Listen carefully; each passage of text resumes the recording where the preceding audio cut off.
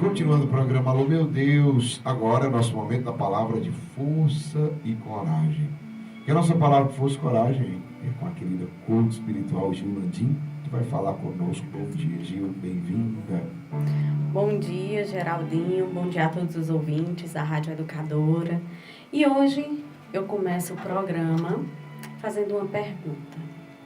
Quais são suas metas espirituais? No último programa que a gente fez, a gente falou sobre nossas necessidades. E eu encerrei o programa dizendo que os pedidos que nós fazemos, que nós podemos ter a certeza que não vamos nos arrepender de ter pedido, são aqueles que elevam nossa espiritualidade. E aí hoje eu pergunto, você tem metas espirituais? Você consegue definir suas metas espirituais? Essa semana eu falava para uma pessoa, olha, eu fui fazer o coach e eu pensei em fazer o coach empresarial, que é a minha área. Mas quando eu cheguei lá, eu decidi o espiritual, porque eu percebi que quando tudo dentro de nós está bem, tudo fora fica também muito bem, né? Nossa felicidade, ela não está nas coisas, mas como nós avaliamos essas coisas. Então, o externo é só um reflexo do interno. Quando nós estamos bem dentro de nós, conosco mesmo, com as pessoas, com Deus, isso reflete na nossa percepção e, portanto, na nossa felicidade, né? Então, assim, primeira coisa a gente percebe, e é importante que tenhamos metas pessoais, metas profissionais, mas também metas espirituais. É importante que a gente tenha esses 3 níveis de metas, para a gente poder direcionar a nossa energia para algum lugar que seja uma construção nossa. Mas a gente não pode esquecer disso que eu comecei a falar, que quando dentro de nós está bem, tudo fora também fica bem. Então, se pudéssemos organizar em ordem de prioridade, as nossas metas espirituais deveriam vir em primeiro lugar, quando comparado com as metas pessoais e com as metas profissionais, Se o profissional e o pessoal dependem muito nós alcançarmos as nossas metas pessoais e profissionais, nós dependemos muito das circunstâncias, do comportamento das pessoas, Já as nossas metas espirituais, elas não dependem muito das circunstâncias e das pessoas, mas o grau de relevância que eu coloco a minha elevação espiritual, o meu equilíbrio, Quando chegamos no nível elevado de maturidade espiritual, nada será capaz de nos abalar, de nos tirar do equilíbrio. Na verdade, a nossa vida profissional e a nossa vida pessoal é que deveria se adequar às nossas metas espirituais.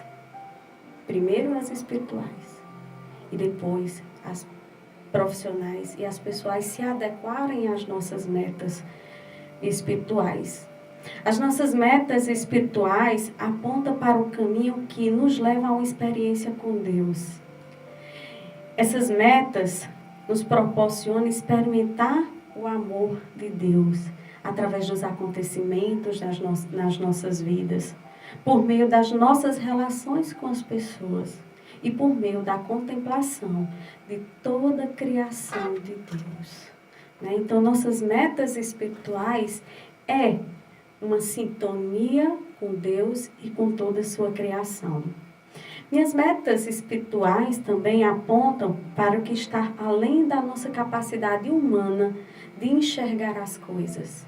Nós transcendemos aos acontecimentos, a matéria, Então, perceba como é extremamente necessário a gente definir nossas metas espirituais.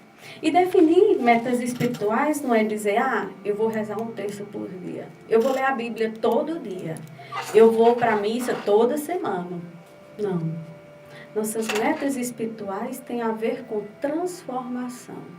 Se eu fizer tudo isso e não houver transformação, eu não elevei minha espiritualidade. As metas espirituais têm a ver com a minha vontade e o meu empenho em ter uma espiritualidade mais amadurecida.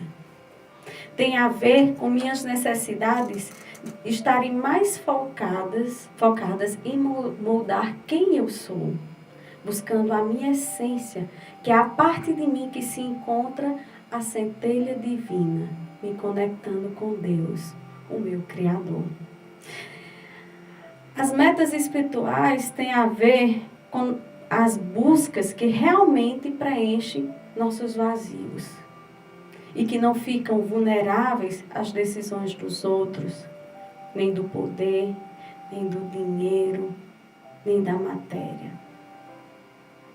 Quando sentimos a presença de Deus, nos conectamos com Deus que está dentro de nós, no lugar onde nós não temos uma relação direta com o exterior, mas com o lugar de Deus que existe dentro de nós, nada pode nos abalar. Porque aquele lugar é seguro. Eu não estou sozinha. Eu estou com Deus. Eu estou lá focada na minha essência. Né? As metas espirituais têm a ver com a experiência de sentir constantemente a presença de Deus na minha vida. Independente do lugar que eu esteja, independente do momento que eu esteja vivendo, da situação que eu me encontre, é a certeza que Deus está o tempo inteiro perto de mim e que Ele nunca vai me abandonar. As metas espirituais têm a ver com a busca do para que isso me aconteceu, os acontecimentos da nossa vida. Não fica perguntando por quê, de quem é a culpa, o que eu fiz para merecer isso, mas o que é que isso me ensina, para que isso veio a acontecer. Quando a pergunta é para quê, a gente transcende o acontecimento, transcende as coisas, né? Então, para quê? Nos traz essa possibilidade de maturidade espirituais. As nossas metas espirituais também têm a ver com a busca da comunhão com os outros. Esse foi o ensinamento de Jesus. Né? Reconhecer o Deus que existe no outro. Reconhecer o valor do outro. Né? A gente escuta a comunhão dos santos. É a união. Né? É Deus junto em todos nós juntos. Né? Então, elevar a espiritualidade é buscar viver essa comunhão com as pessoas. Então, tendo essa percepção das nossas metas espirituais, como eu posso definir minhas metas espirituais? Né? O que podem ser minhas metas espirituais? E aí, algumas dicas. Eu posso buscar me tornar uma pessoa melhor, mais compreensiva, mais amável, que procura não julgar as pessoas, mais paciente, que busca uma relação com as pessoas baseada nas histórias e nos ensinamentos de Jesus. As minhas metas espirituais podem ser fazer escolhas que me tragam a paz. Sabe aquela encruzilhada que você não sabe para onde você vai? Se pergunta, qual delas vai me trazer uma paz interior? Uma paz comigo mesmo? Uma paz com as pessoas? Uma paz com Deus? Né? Então, essa também é uma possibilidade de meta. Outra meta é sempre estar atento à bondade de Deus na nossa vida. É a sabedoria da gratidão. Perceber o quanto Deus tem sido misericordioso e bondoso conosco. Enxergar tudo de positivo na nossa vida e ser grato a Deus por isso. Todo dia, se puder, antes de dormir ou quando acordar, agradeça alguma coisa a Deus. Para você perceber, através da gratidão a Deus, a gente vai percebendo como Deus é presente na nossa vida. Como Deus tem dado muito para a gente. Né? Mesmo nos momentos difíceis, a gente percebe o que Deus tem dado de bom. Né?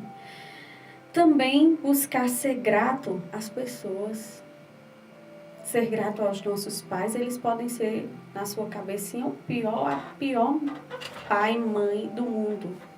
Mas eles te deram a vida. Te deram o melhor que eles conseguiam dar.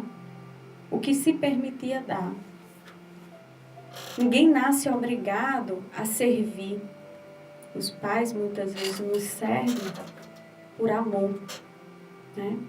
Então, ser grato aos pais, aos nossos avós, mesmo que eles não estejam mais aqui. Né? Ser grato aos anjos que aparecem em nossa vida. Muitas vezes aparecem pessoas que são verdadeiros anjos, né? Que dão oportunidades para a gente, que escuta a gente, que olha para a gente de forma diferente. São anjos que aparecem na nossa vida. Sejamos gratos por isso. Isso eleva a nossa espiritualidade. Reconhecer com gratidão o que as pessoas fazem por nós. Também a nossa meta pode ser perceber a grandeza das coisas simples e se permitir estar feliz com elas. Ser feliz com as coisas simples do nosso cotidiano.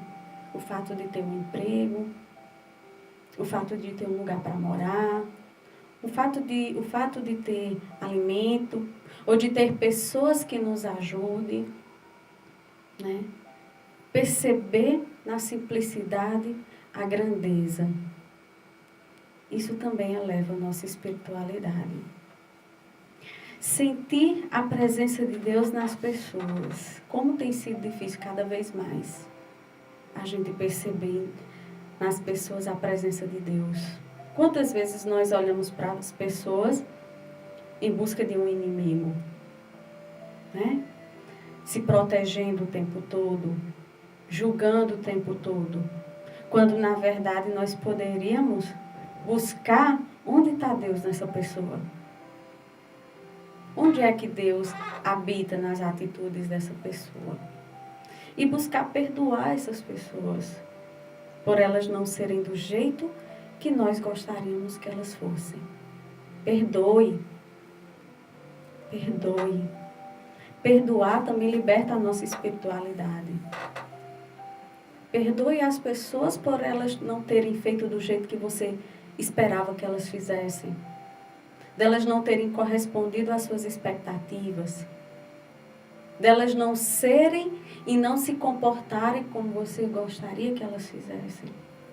Perdoe as pessoas por você não ter o controle do que elas são e do que elas fazem. Elevar a nossa espiritualidade buscando metas para isso é estar disposto a abrir mão da nossa vaidade, do nosso orgulho, da nossa busca excessiva de bens materiais. É abrir mão de não querer controlar, aliás, abrir mão de querer controlar o mundo, as pessoas. Nós não temos esse controle. Né? E estar atento também. Nossas metas podem estar direcionadas a ficar atento aos valores que eu quero cultivar. Aos valores que abrem caminho para experimentar uma espiritualidade com Deus. De elevar a minha espiritualidade. Né? Então, hoje, eu faço convite para vocês.